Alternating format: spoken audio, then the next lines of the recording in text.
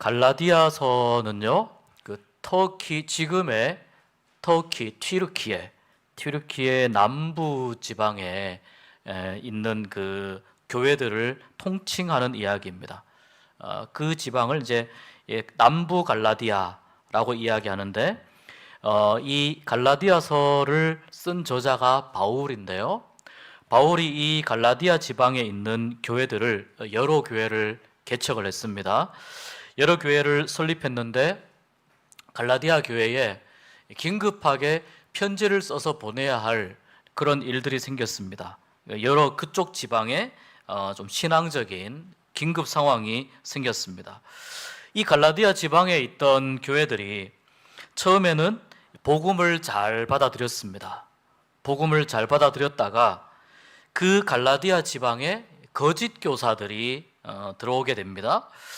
또 이미 예수님의 부활을 믿는 사람에게는 이제 더 이상 율법은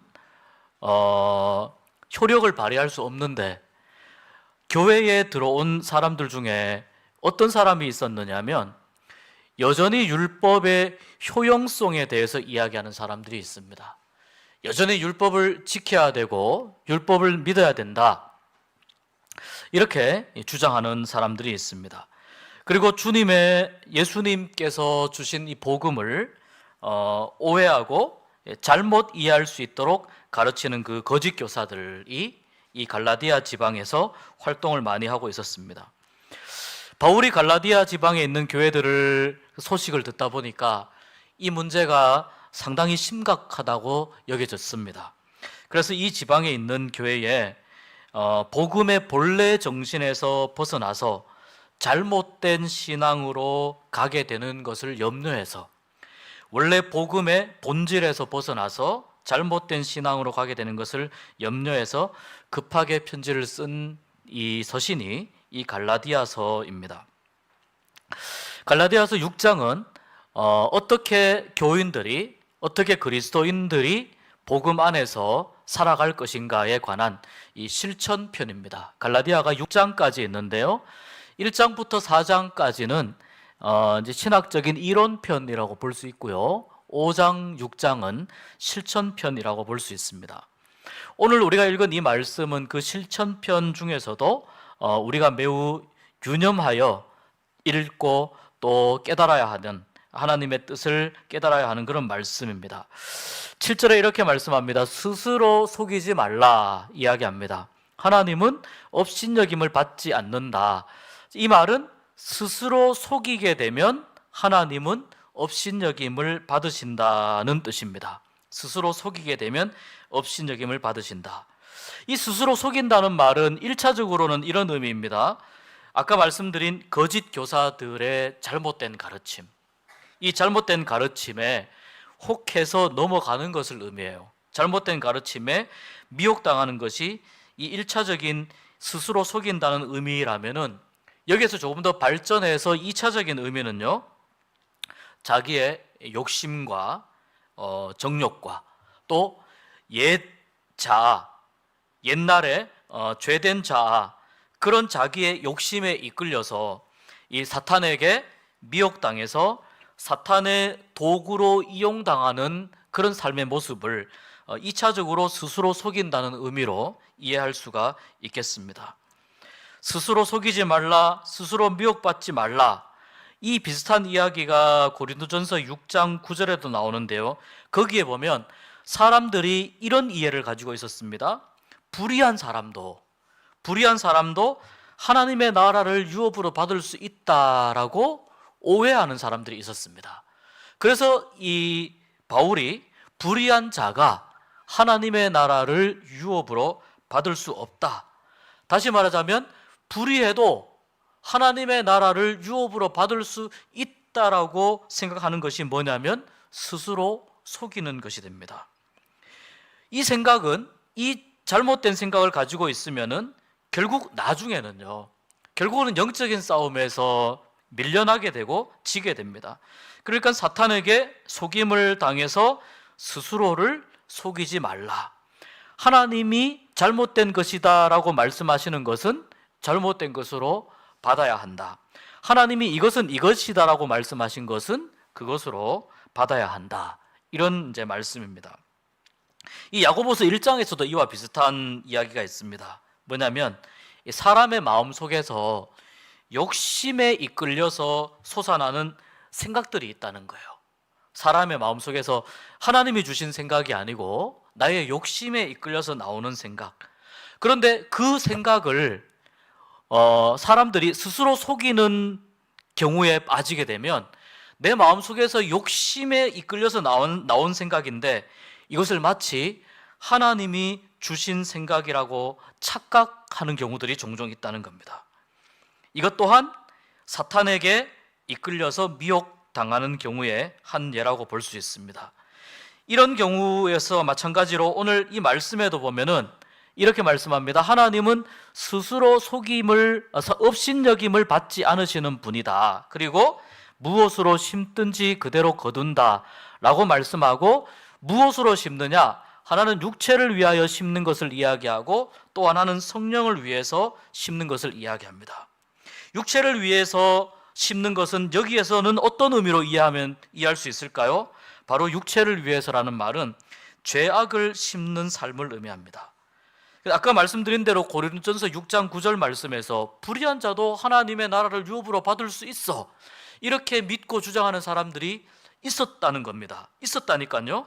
그런데 이 육체를 위해서 심는 것도 마찬가지로 육체를 위해서 심는 삶 가운데에서도 우리는 영생을 얻을 수 있어 라고 이해하는 사람들이 있었다는 거예요. 잘못된 생각이라는 겁니다. 거기에, 그 생각에 어떻게 하지 말라고요? 속지 말라는 거예요. 그 생각에 내가 나의 죄된 자 때문에 내가 나에게 속을 수 있다는 이야기입니다. 하나님께서 이런 잘못된 가르침에, 또 잘못된 가르침을 추구하는 사람들에게 하나님은 업신여김을 받지 않으신다는 말은 하나님 그들에게 조롱을 당하시지 않는 분이다, 그런 뜻입니다.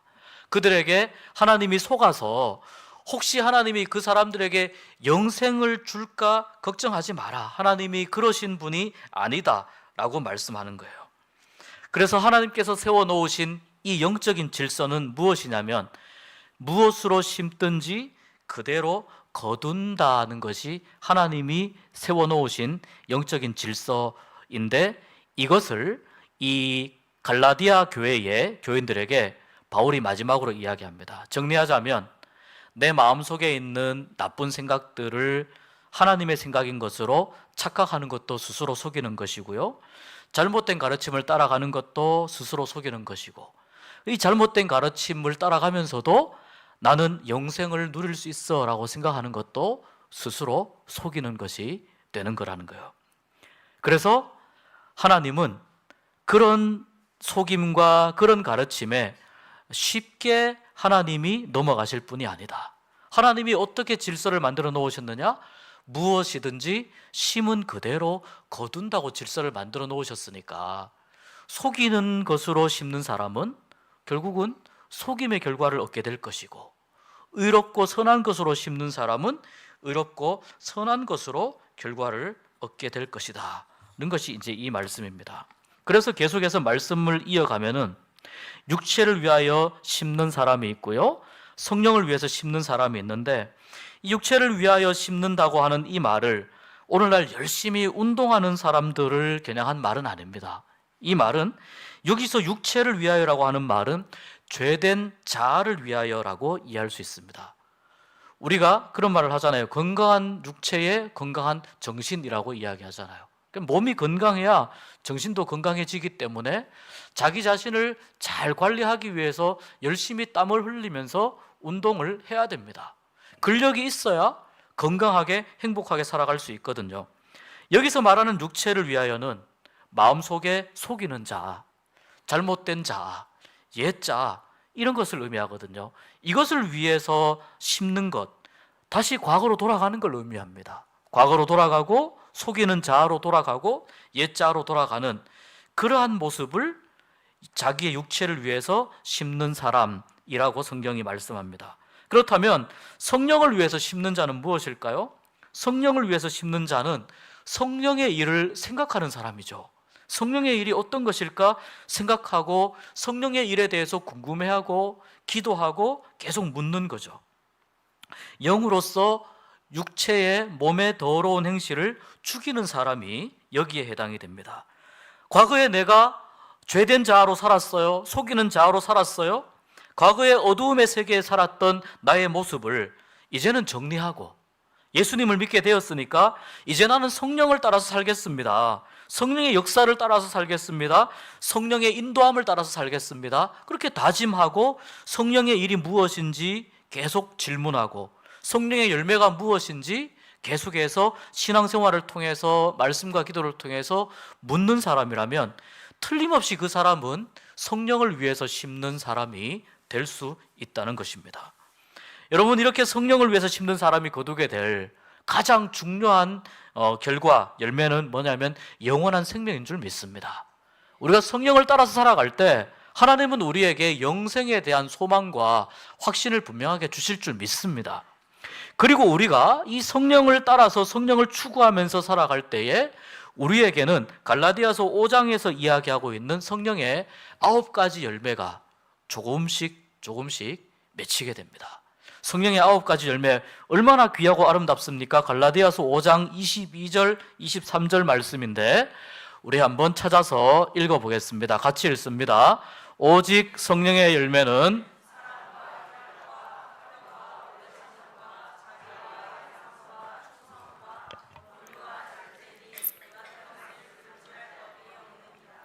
이 같은 것을 금지할 법이 없다는 말은 성령을 위해서 심는 사람은 반드시 그 성령의 열매를 거두게 될 것이다. 여기 말씀 하나하나를 다 오늘은 설명하기 위한 시간은 아니지만 우리가 느낌으로 압니다. 이것이 어떤 것들인지. 사랑, 희락, 화평, 오래 참음, 자비, 양선, 충성, 온유, 절제. 어떤 것들인지 우리가 막연하지만 느낌으로 알 수 있습니다. 이 성령의 열매를 삶 속에서 맺으면서 살아가는 사람, 그런 사람이 어떤 사람이냐면 성령을 위해서 심는 사람이기 때문에 이러한 열매를 거두어 드리게 됩니다. 가을입니다. 이번 주에 또 추석 연휴가 있습니다. 햅쌀도 먹고요, 또 맛있는 배도 먹고, 서생배 정말 맛있더라고요. 또 여러 다양한 결실한 과일들을 우리가 먹게 되는데, 그런데 더 중요한 것은 맛있는 배도 중요하고 포도도 중요하지만 이 성령의 9가지 열매, 내 삶 속에 어떤 열매가 많이 맺히고 있는지, 내 삶 속에 어떤 열매가 더 필요한지 한번 살펴보면서 성령을 위해서 심는 우리가 될 수 있기를 더 힘쓰고 애쓰고 노력하는 우리가 되었으면 좋겠습니다. 이로 인해서 바울이 강력하게 권고합니다. 이 9절 말씀은 정말 기가 막힌 말씀입니다. 우리가 선을 행하되 낙심하지 말지니 포기하지 아니하면 때가 이름에 거두리라. 선을 행하되 어떻게 하지 말라고요? 바꾸어 말하자면 선을 행할 때 낙심할 일들이 무지하게 많다는 뜻입니다. 왜냐하면 선을 행했기 때문에 그렇습니다. 선은 무엇입니까? 착한 것입니까? 선의 한 범위 안에 들어갈 수 있습니다.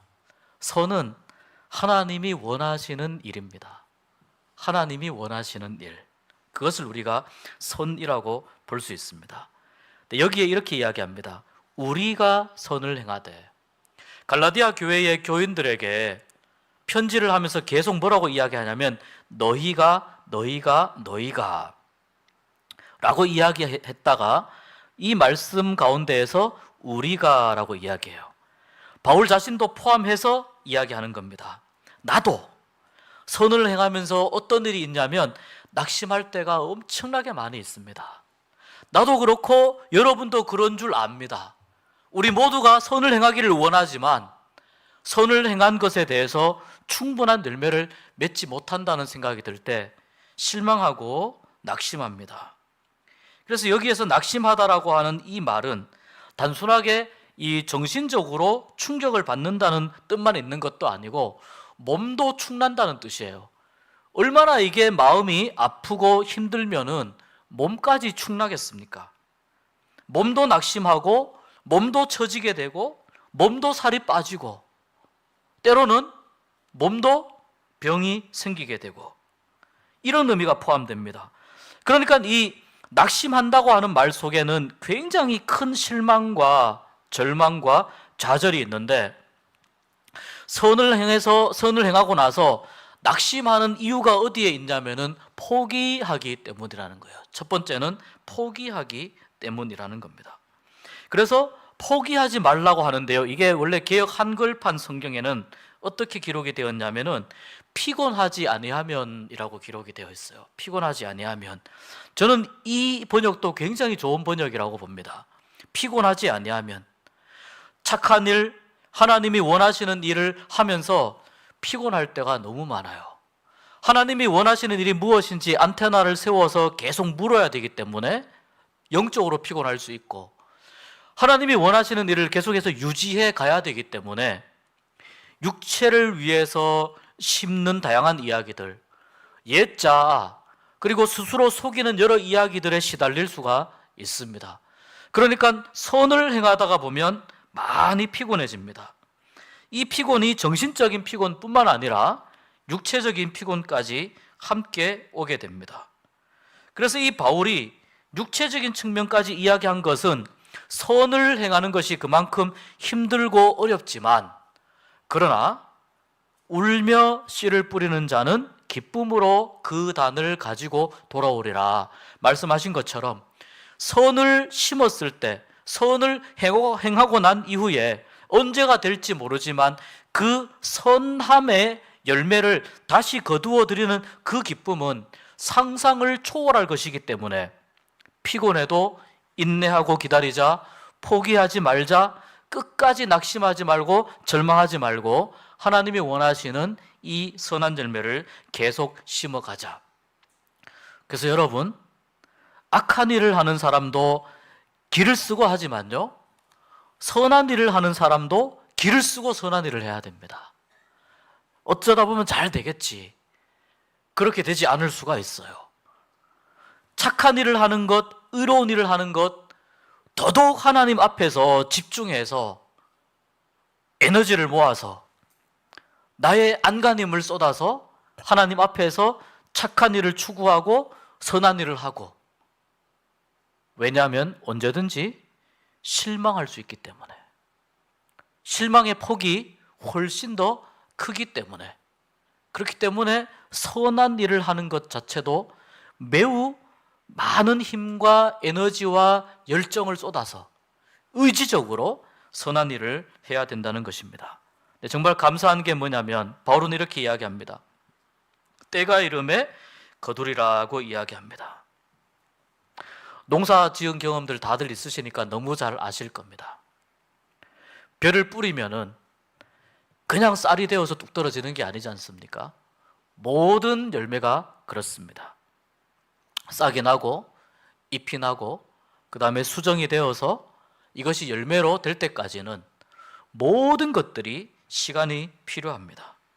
선의 열매를 결실하기까지의 그 시간은 오늘 바울이 이야기하는 것처럼 낙심과 절망과 실패와 좌절과 포기와 피곤의 강을 건너야만 얻을 수 있는 것입니다.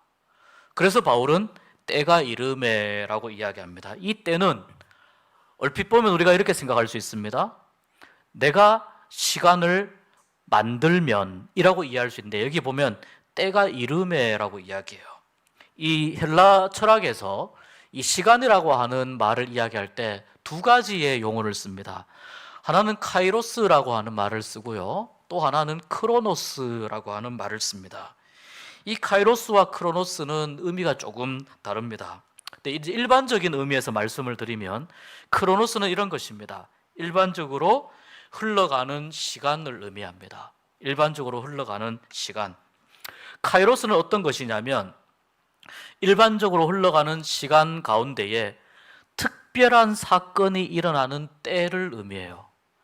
특별한 의미 있는, 가치 있는, 매우 중요한 사건이 일어나는 시간, 이것을 뭐라고 하냐면 카이로스라고 이야기를 해요. 여기에서 바울이 때가 이름에 라고 이야기하는 이 때는 크로노스적인 흘러가는 시간이라고 하는 의미보다는 특별한 일이 일어나는 바로 그때, 특별한 사건이 일어나는 바로 그때, 매우 중요한 의미가 있는 사건이 일어나는 바로 그때를 의미합니다. 이 크로노스는 특별히 하나님의 일하심과 하나님의 역사하심과 관계가 많이 있어요.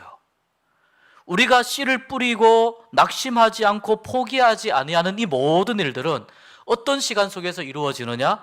크로노스적인 시간에서 이루어져요.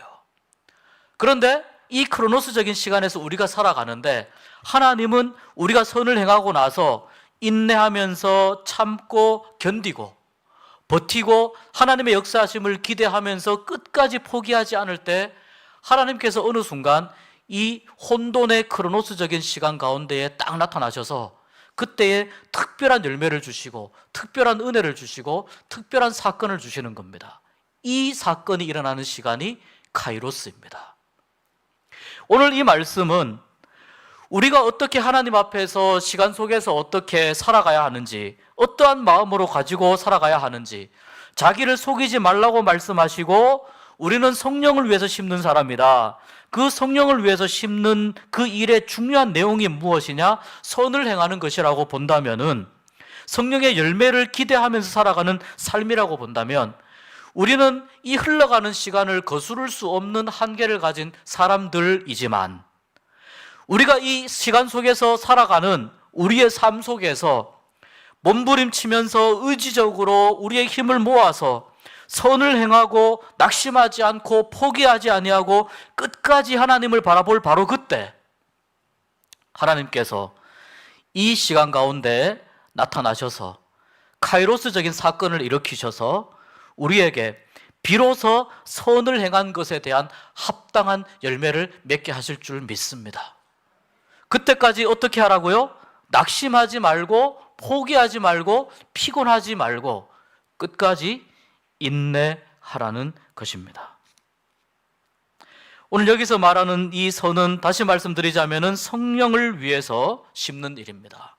성령께서 원하시고 바라시는 일입니다. 야고보서에도 이렇게 이야기합니다. 형제들아, 주께서 강림하시기까지 길이 참으라. 보라, 농부가 땅에서 나는 귀한 열매를 바라고 길이 참아 이른 비와 늦은 비를 기다리나니.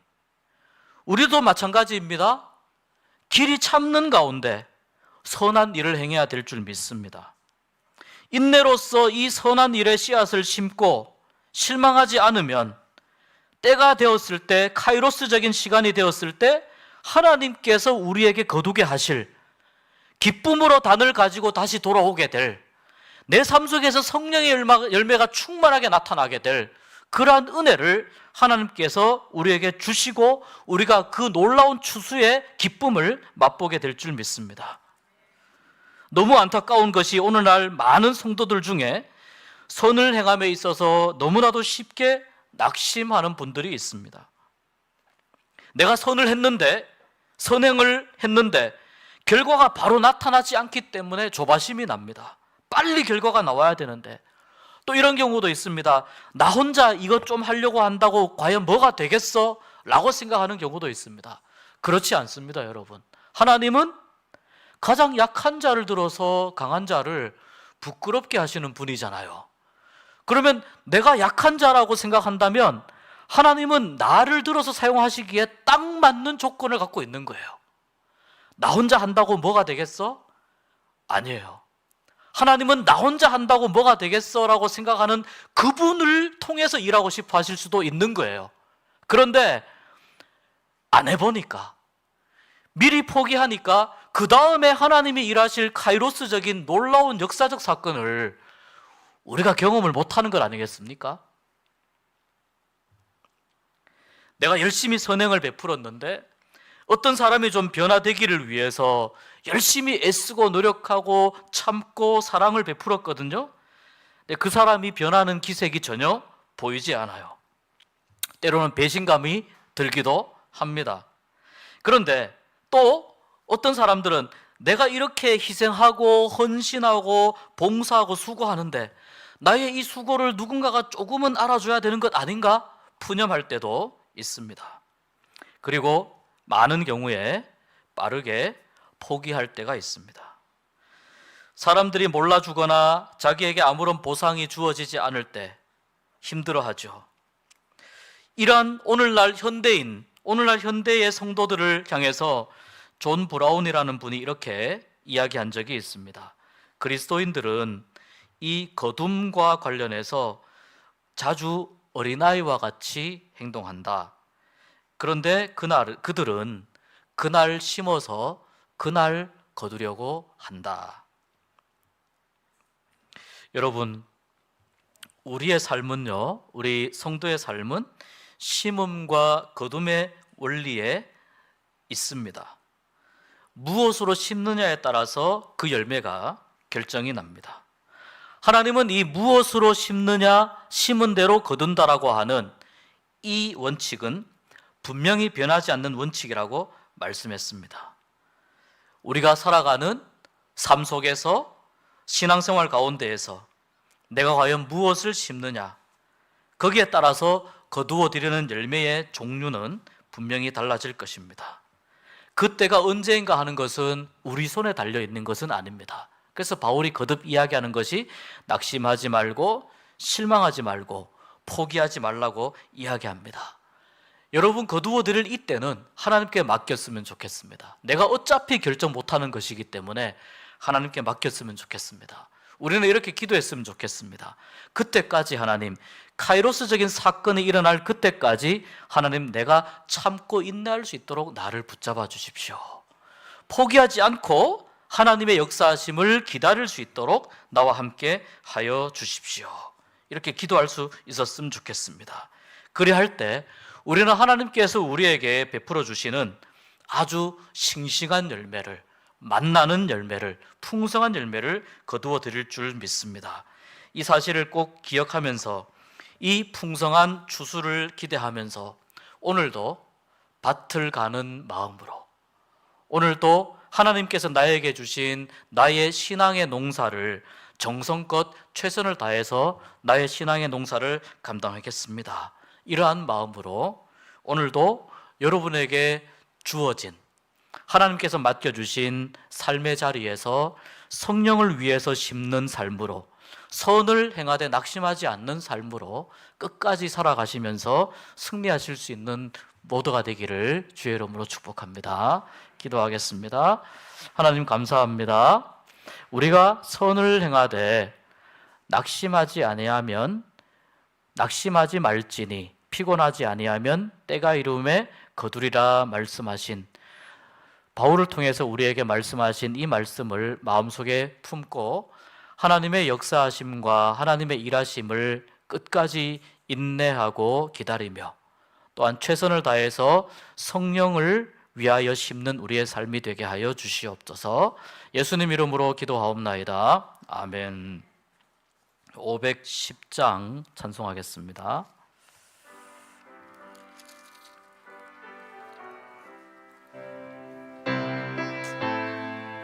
갈라디아서는요, 터키, 지금의 터키 튀르키예 남부 지방에 있는 그 교회들을 통칭하는 이야기입니다.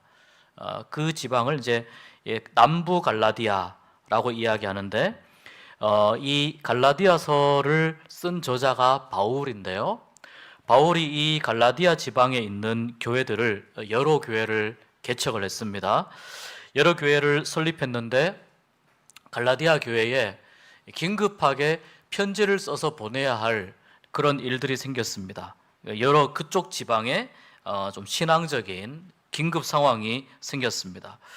이 갈라디아 지방에 있던 교회들이 처음에는 복음을 잘 받아들였습니다. 복음을 잘 받아들였다가 그 갈라디아 지방에 거짓 교사들이 들어오게 됩니다.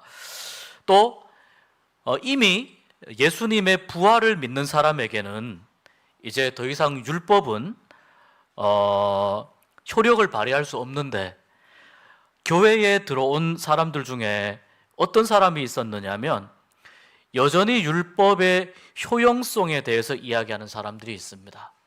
여전히 율법을 지켜야 되고 율법을 믿어야 된다, 이렇게 주장하는 사람들이 있습니다. 그리고 예수님께서 주신 이 복음을 오해하고 잘못 이해할 수 있도록 가르치는 그 거짓 교사들이 이 갈라디아 지방에서 활동을 많이 하고 있었습니다. 바울이 갈라디아 지방에 있는 교회들을 소식을 듣다 보니까 이 문제가 상당히 심각하다고 여겨졌습니다. 그래서 이 지방에 있는 교회에 복음의 본래 정신에서 벗어나서 잘못된 신앙으로 가게 되는 것을 염려해서, 원래 복음의 본질에서 벗어나서 잘못된 신앙으로 가게 되는 것을 염려해서 급하게 편지를 쓴 이 서신이 이 갈라디아서입니다. 갈라디아서 6장은 어떻게 교인들이, 어떻게 그리스도인들이 복음 안에서 살아갈 것인가에 관한 이 실천편입니다. 갈라디아가 6장까지 있는데요, 1장부터 4장까지는 이제 신학적인 이론편이라고 볼 수 있고요, 5장, 6장은 실천편이라고 볼 수 있습니다. 오늘 우리가 읽은 이 말씀은 그 실천편 중에서도 우리가 매우 유념하여 읽고 또 깨달아야 하는, 하나님의 뜻을 깨달아야 하는 그런 말씀입니다. 7절에 이렇게 말씀합니다. 스스로 속이지 말라 이야기합니다. 하나님은 업신여김을 받지 않는다. 이 말은 스스로 속이게 되면 하나님은 업신여김을 받으신다는 뜻입니다. 스스로 속이게 되면 업신여김을 받으신다. 이 스스로 속인다는 말은 1차적으로는 이런 의미입니다. 아까 말씀드린 거짓 교사들의 잘못된 가르침, 이 잘못된 가르침에 혹해서 넘어가는 것을 의미해요. 잘못된 가르침에 미혹당하는 것이 이 1차적인 스스로 속인다는 의미라면은, 여기에서 조금 더 발전해서 2차적인 의미는요, 자기의 욕심과 정욕과 또 옛 자아, 옛날에 죄된 자아, 그런 자기의 욕심에 이끌려서 이 사탄에게 미혹당해서 사탄의 도구로 이용당하는 그런 삶의 모습을 2차적으로 스스로 속인다는 의미로 이해할 수가 있겠습니다. 스스로 속이지 말라, 스스로 미혹받지 말라, 이 비슷한 이야기가 고린도전서 6장 9절에도 나오는데요, 거기에 보면 사람들이 이런 이해를 가지고 있었습니다. 불의한 사람도 하나님의 나라를 유업으로 받을 수 있다라고 오해하는 사람들이 있었습니다. 그래서 이 바울이 불의한 자가 하나님의 나라를 유업으로 받을 수 없다, 다시 말하자면 불의해도 하나님의 나라를 유업으로 받을 수 있다라고 생각하는 것이 뭐냐면 스스로 속이는 것이 됩니다. 이 생각은, 이 잘못된 생각을 가지고 있으면은 결국 나중에는요, 결국은 영적인 싸움에서 밀려나게 되고 지게 됩니다. 그러니까 사탄에게 속임을 당해서 스스로를 속이지 말라. 하나님이 잘못된 것이다 라고 말씀하시는 것은 잘못된 것으로 받아야 한다. 하나님이 이것은 이것이다 라고 말씀하신 것은 그것으로 받아야 한다. 이런 이제 말씀입니다. 이 야고보서 1장에서도 이와 비슷한 이야기가 있습니다. 뭐냐면 사람의 마음 속에서 욕심에 이끌려서 솟아나는 생각들이 있다는 거예요. 사람의 마음 속에서 하나님이 주신 생각이 아니고 나의 욕심에 이끌려서 나오는 생각. 그런데 그 생각을 사람들이 스스로 속이는 경우에 빠지게 되면 내 마음 속에서 욕심에 이끌려서 나온 생각인데 이것을 마치 하나님이 주신 생각이라고 착각하는 경우들이 종종 있다는 겁니다. 이것 또한 사탄에게 이끌려서 미혹당하는 경우의 한 예라고 볼 수 있습니다. 이런 경우에서 마찬가지로 오늘 이 말씀에도 보면은 이렇게 말씀합니다. 하나님은 스스로 업신여김을 받지 않으시는 분이다. 그리고 무엇으로 심든지 그대로 거둔다 라고 말씀하고, 무엇으로 심느냐? 하나는 육체를 위하여 심는 것을 이야기하고 또 하나는 성령을 위해서 심는 것을 이야기합니다. 육체를 위해서 심는 것은 여기에서는 어떤 의미로 이해할 수 있을까요? 바로 육체를 위해서라는 말은 죄악을 심는 삶을 의미합니다. 아까 말씀드린 대로 고린도전서 6장 9절 말씀에서 불의한 자도 하나님의 나라를 유업으로 받을 수 있어, 이렇게 믿고 주장하는 사람들이 있었다는 겁니다. 있었다니까요.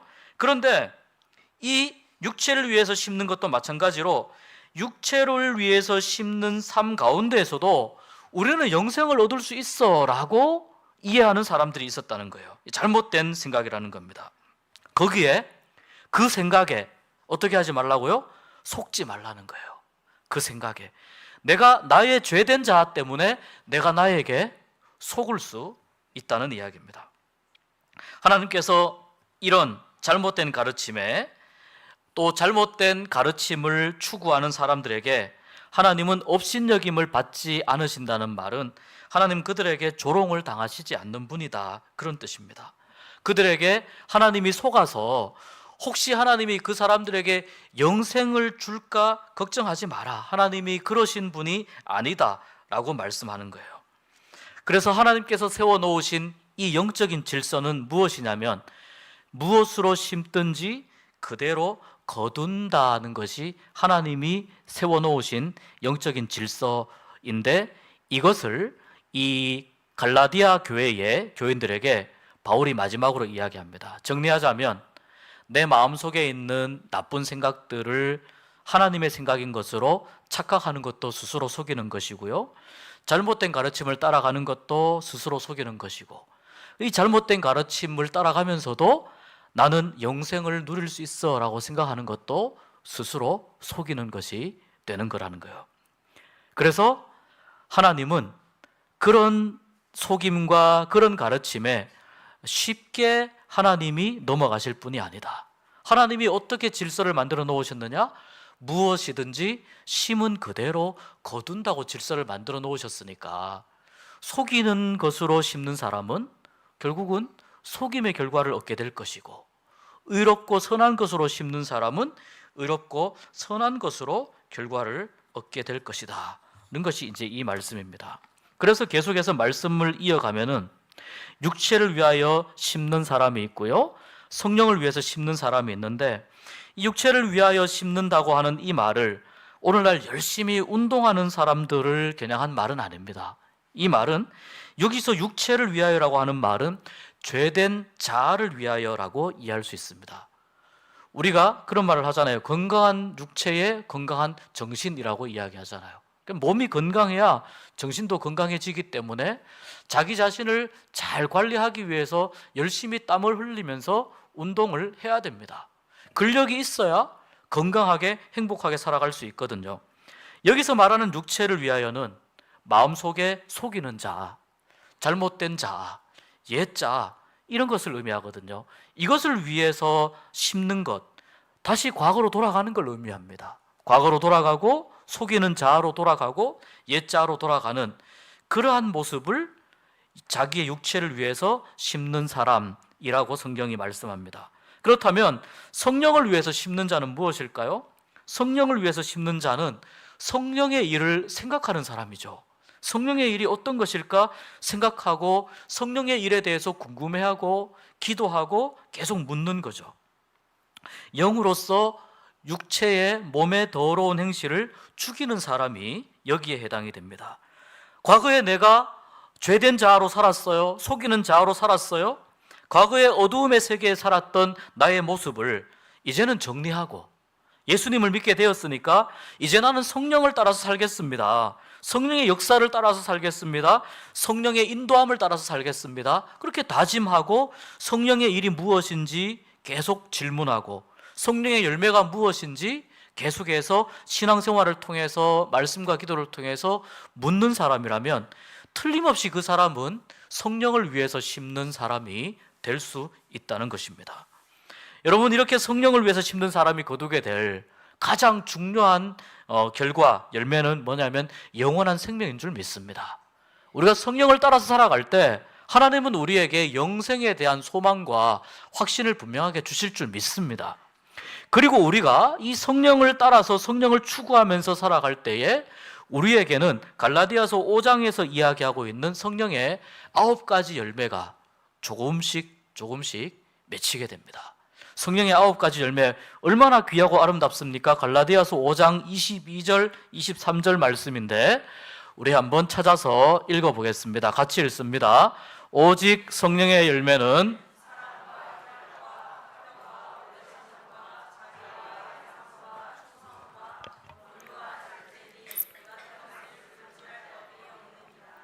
이 같은 것을 금지할 법이 없다는 말은 성령을 위해서 심는 사람은 반드시 그 성령의 열매를 거두게 될 것이다. 여기 말씀 하나하나를 다 오늘은 설명하기 위한 시간은 아니지만 우리가 느낌으로 압니다. 이것이 어떤 것들인지. 사랑, 희락, 화평, 오래 참음, 자비, 양선, 충성, 온유, 절제. 어떤 것들인지 우리가 막연하지만 느낌으로 알 수 있습니다. 이 성령의 열매를 삶 속에서 맺으면서 살아가는 사람, 그런 사람이 어떤 사람이냐면 성령을 위해서 심는 사람이기 때문에 이러한 열매를 거두어 드리게 됩니다. 가을입니다. 이번 주에 또 추석 연휴가 있습니다. 햅쌀도 먹고요, 또 맛있는 배도 먹고, 서생배 정말 맛있더라고요. 또 여러 다양한 결실한 과일들을 우리가 먹게 되는데, 그런데 더 중요한 것은 맛있는 배도 중요하고 포도도 중요하지만 이 성령의 9가지 열매, 내 삶 속에 어떤 열매가 많이 맺히고 있는지, 내 삶 속에 어떤 열매가 더 필요한지 한번 살펴보면서 성령을 위해서 심는 우리가 될 수 있기를 더 힘쓰고 애쓰고 노력하는 우리가 되었으면 좋겠습니다.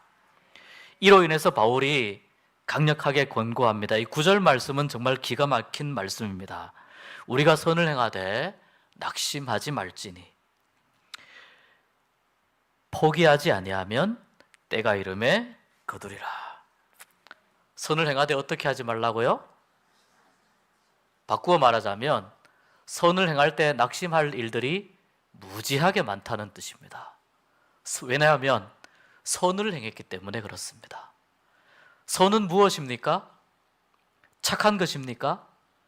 선의 한 범위 안에 들어갈 수 있습니다. 선은 하나님이 원하시는 일입니다. 하나님이 원하시는 일, 그것을 우리가 선이라고 볼 수 있습니다. 여기에 이렇게 이야기합니다. 우리가 선을 행하되. 갈라디아 교회의 교인들에게 편지를 하면서 계속 뭐라고 이야기하냐면 너희가 라고 이야기했다가 이 말씀 가운데에서 우리가 라고 이야기해요. 바울 자신도 포함해서 이야기하는 겁니다. 나도 선을 행하면서 어떤 일이 있냐면 낙심할 때가 엄청나게 많이 있습니다. 나도 그렇고 여러분도 그런 줄 압니다. 우리 모두가 선을 행하기를 원하지만 선을 행한 것에 대해서 충분한 열매를 맺지 못한다는 생각이 들 때 실망하고 낙심합니다. 그래서 여기에서 낙심하다라고 하는 이 말은 단순하게 이 정신적으로 충격을 받는다는 뜻만 있는 것도 아니고 몸도 축난다는 뜻이에요. 얼마나 이게 마음이 아프고 힘들면은 몸까지 축나겠습니까? 몸도 낙심하고 몸도 처지게 되고 몸도 살이 빠지고 때로는 몸도 병이 생기게 되고 이런 의미가 포함됩니다. 그러니까 이 낙심한다고 하는 말 속에는 굉장히 큰 실망과 절망과 좌절이 있는데 선을 행하고 나서 낙심하는 이유가 어디에 있냐면은 포기하기 때문이라는 거예요. 첫 번째는 포기하기 때문이라는 겁니다. 그래서 포기하지 말라고 하는데요. 이게 원래 개역 한글판 성경에는 어떻게 기록이 되었냐면은 피곤하지 아니하면이라고 기록이 되어 있어요. 피곤하지 아니하면. 저는 이 번역도 굉장히 좋은 번역이라고 봅니다. 피곤하지 아니하면. 착한 일, 하나님이 원하시는 일을 하면서 피곤할 때가 너무 많아요. 하나님이 원하시는 일이 무엇인지 안테나를 세워서 계속 물어야 되기 때문에 영적으로 피곤할 수 있고, 하나님이 원하시는 일을 계속해서 유지해 가야 되기 때문에 육체를 위해서 심는 다양한 이야기들, 예자, 그리고 스스로 속이는 여러 이야기들에 시달릴 수가 있습니다. 그러니까 선을 행하다가 보면 많이 피곤해집니다. 이 피곤이 정신적인 피곤뿐만 아니라 육체적인 피곤까지 함께 오게 됩니다. 그래서 이 바울이 육체적인 측면까지 이야기한 것은 선을 행하는 것이 그만큼 힘들고 어렵지만, 그러나 울며 씨를 뿌리는 자는 기쁨으로 그 단을 가지고 돌아오리라 말씀하신 것처럼, 선을 심었을 때, 선을 행하고 난 이후에 언제가 될지 모르지만 그 선함의 열매를 다시 거두어 드리는 그 기쁨은 상상을 초월할 것이기 때문에 피곤해도 인내하고 기다리자, 포기하지 말자, 끝까지 낙심하지 말고 절망하지 말고 하나님이 원하시는 이 선한 열매를 계속 심어가자. 그래서 여러분, 악한 일을 하는 사람도 기를 쓰고 하지만요, 선한 일을 하는 사람도 기를 쓰고 선한 일을 해야 됩니다. 어쩌다 보면 잘 되겠지, 그렇게 되지 않을 수가 있어요. 착한 일을 하는 것, 의로운 일을 하는 것, 더더욱 하나님 앞에서 집중해서 에너지를 모아서 나의 안간힘을 쏟아서 하나님 앞에서 착한 일을 추구하고 선한 일을 하고, 왜냐하면 언제든지 실망할 수 있기 때문에, 실망의 폭이 훨씬 더 크기 때문에, 그렇기 때문에 선한 일을 하는 것 자체도 매우 많은 힘과 에너지와 열정을 쏟아서 의지적으로 선한 일을 해야 된다는 것입니다. 정말 감사한 게 뭐냐면 바울은 이렇게 이야기합니다. 때가 이름에 거두리라고 이야기합니다. 농사 지은 경험들 다들 있으시니까 너무 잘 아실 겁니다. 벼를 뿌리면은 그냥 쌀이 되어서 뚝 떨어지는 게 아니지 않습니까? 모든 열매가 그렇습니다. 싹이 나고 잎이 나고 그 다음에 수정이 되어서 이것이 열매로 될 때까지는 모든 것들이 시간이 필요합니다. 선의 열매를 결실하기까지의 그 시간은 오늘 바울이 이야기하는 것처럼 낙심과 절망과 실패와 좌절과 포기와 피곤의 강을 건너야만 얻을 수 있는 것입니다. 그래서 바울은 때가 이르매라고 이야기합니다. 이 때는 얼핏 보면 우리가 이렇게 생각할 수 있습니다. 내가 시간을 만들면 이라고 이해할 수 있는데, 여기 보면 때가 이르매라고 이야기해요. 이 헬라 철학에서 이 시간이라고 하는 말을 이야기할 때 두 가지의 용어를 씁니다. 하나는 카이로스라고 하는 말을 쓰고요, 또 하나는 크로노스라고 하는 말을 씁니다. 이 카이로스와 크로노스는 의미가 조금 다릅니다. 근데 이제 일반적인 의미에서 말씀을 드리면 크로노스는 이런 것입니다. 일반적으로 흘러가는 시간을 의미합니다. 일반적으로 흘러가는 시간. 카이로스는 어떤 것이냐면 일반적으로 흘러가는 시간 가운데에 특별한 사건이 일어나는 때를 의미해요. 특별한 의미 있는, 가치 있는, 매우 중요한 사건이 일어나는 시간, 이것을 뭐라고 하냐면 카이로스라고 이야기를 해요. 여기에서 바울이 때가 이름에 라고 이야기하는 이 때는 크로노스적인 흘러가는 시간이라고 하는 의미보다는 특별한 일이 일어나는 바로 그때, 특별한 사건이 일어나는 바로 그때, 매우 중요한 의미가 일어나는, 매우 중요한 의미가 있는 사건이 일어나는 바로 그때를 의미합니다. 이 크로노스는 특별히 하나님의 일하심과 하나님의 역사하심과 관계가 많이 있어요. 우리가 씨를 뿌리고 낙심하지 않고 포기하지 아니하는 이 모든 일들은 어떤 시간 속에서 이루어지느냐? 크로노스적인 시간에서 이루어져요. 그런데 이 크로노스적인 시간에서 우리가 살아가는데 하나님은 우리가 선을 행하고 나서 인내하면서 참고 견디고 버티고 하나님의 역사하심을 기대하면서 끝까지 포기하지 않을 때 하나님께서 어느 순간 이 혼돈의 크로노스적인 시간 가운데에 딱 나타나셔서 그때에 특별한 열매를 주시고 특별한 은혜를 주시고 특별한 사건을 주시는 겁니다. 이 사건이 일어나는 시간이 카이로스입니다. 오늘 이 말씀은 우리가 어떻게 하나님 앞에서 시간 속에서 어떻게 살아가야 하는지, 어떠한 마음으로 가지고 살아가야 하는지, 자기를 속이지 말라고 말씀하시고 우리는 성령을 위해서 심는 사람이다. 그 성령을 위해서 심는 그 일의 중요한 내용이 무엇이냐? 선을 행하는 것이라고 본다면은, 성령의 열매를 기대하면서 살아가는 삶이라고 본다면, 우리는 이 흘러가는 시간을 거스를 수 없는 한계를 가진 사람들이지만, 우리가 이 시간 속에서 살아가는 우리의 삶 속에서 몸부림치면서 의지적으로 우리의 힘을 모아서 선을 행하고 낙심하지 않고 포기하지 아니하고 끝까지 하나님을 바라볼 바로 그때 하나님께서 이 시간 가운데 나타나셔서 카이로스적인 사건을 일으키셔서 우리에게 비로소 선을 행한 것에 대한 합당한 열매를 맺게 하실 줄 믿습니다. 그때까지 어떻게 하라고요? 낙심하지 말고 포기하지 말고 피곤하지 말고 끝까지 인내하라는 것입니다. 오늘 여기서 말하는 이 선은 다시 말씀드리자면 성령을 위해서 심는 일입니다. 성령께서 원하시고 바라시는 일입니다. 야고보서에도 이렇게 이야기합니다. 형제들아, 주께서 강림하시기까지 길이 참으라. 보라, 농부가 땅에서 나는 귀한 열매를 바라고 길이 참아 이른 비와 늦은 비를 기다리나니. 우리도 마찬가지입니다. 길이 참는 가운데 선한 일을 행해야 될 줄 믿습니다.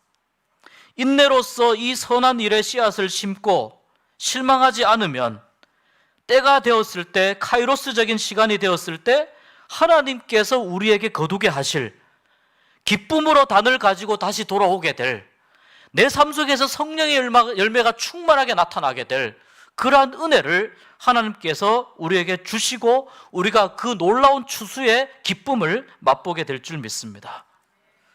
너무 안타까운 것이 오늘날 많은 성도들 중에 선을 행함에 있어서 너무나도 쉽게 낙심하는 분들이 있습니다. 내가 선을 했는데, 선행을 했는데 결과가 바로 나타나지 않기 때문에 조바심이 납니다. 빨리 결과가 나와야 되는데. 또 이런 경우도 있습니다. 나 혼자 이것 좀 하려고 한다고 과연 뭐가 되겠어? 라고 생각하는 경우도 있습니다. 그렇지 않습니다, 여러분. 하나님은 가장 약한 자를 들어서 강한 자를 부끄럽게 하시는 분이잖아요. 그러면 내가 약한 자라고 생각한다면 하나님은 나를 들어서 사용하시기에 딱 맞는 조건을 갖고 있는 거예요. 나 혼자 한다고 뭐가 되겠어? 아니에요. 하나님은 나 혼자 한다고 뭐가 되겠어? 라고 생각하는 그분을 통해서 일하고 싶어 하실 수도 있는 거예요. 그런데 안 해보니까, 미리 포기하니까 그 다음에 하나님이 일하실 카이로스적인 놀라운 역사적 사건을 우리가 경험을 못하는 것 아니겠습니까? 내가 열심히 선행을 베풀었는데 어떤 사람이 좀 변화되기를 위해서 열심히 애쓰고 노력하고 참고 사랑을 베풀었거든요. 근데 그 사람이 변하는 기색이 전혀 보이지 않아요. 때로는 배신감이 들기도 합니다. 그런데 또 어떤 사람들은 내가 이렇게 희생하고 헌신하고 봉사하고 수고하는데 나의 이 수고를 누군가가 조금은 알아줘야 되는 것 아닌가? 푸념할 때도 있습니다.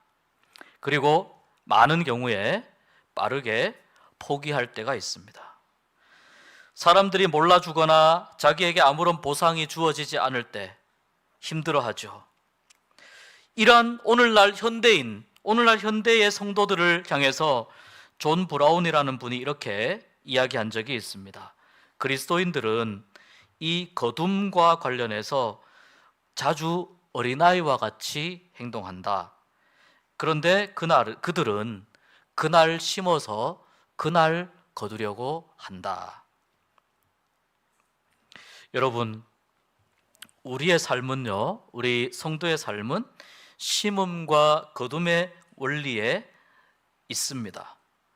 무엇으로 심느냐에 따라서 그 열매가 결정이 납니다.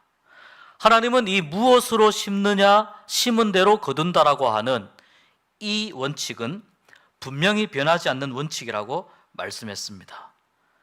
우리가 살아가는 삶 속에서 신앙생활 가운데에서 내가 과연 무엇을 심느냐, 거기에 따라서 거두어 드리는 열매의 종류는 분명히 달라질 것입니다.